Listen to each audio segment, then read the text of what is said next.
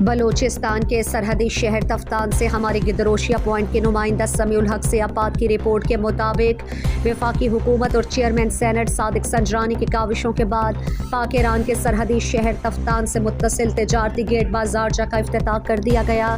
افتتاحی تقریب میں پاک ایران کے سرکاری civil society, chamber of commerce کے عہدیداروں سمیت قبائلی معتبرین نے بڑی تعداد میں شرکت کی۔ افتتاح مہمان خصوصی general manager border terminal Balochistan national logistic cell کے کرنل اسد احمد اور صدر لوکل بازارچہ ایران سیستان بلوچستان مبین میر نے فیتہ کاٹ کر افتتاح کیا۔ اس موقع پر انہوں نے کہا کہ بازارچہ ایک تجارتی ٹرمینل ہے جس سے دونوں ملکوں کے عوام اور حکومت کو ریونیو کی مد میں فائدہ ہوگا۔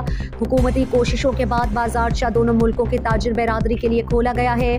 بازارچہ میں ایران اور پاکستان سے مختلف اشیاء کی درآمدات اور برآمدات ہوں گی۔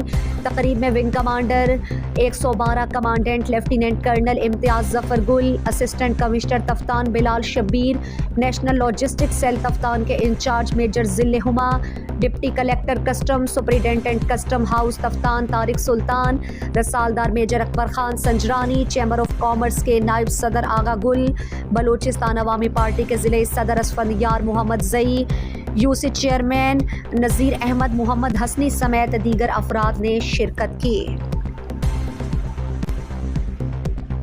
مزید دلچسپ معلومات اور خبروں سے آگاہ ہونے کے لیے Gedrosia point Facebook page, Instagram, Twitter کو فالو اور یوٹیوب چینل کو سبسکرائب کریں۔ بیل آئیکن بٹن دبانا نہ بھولیں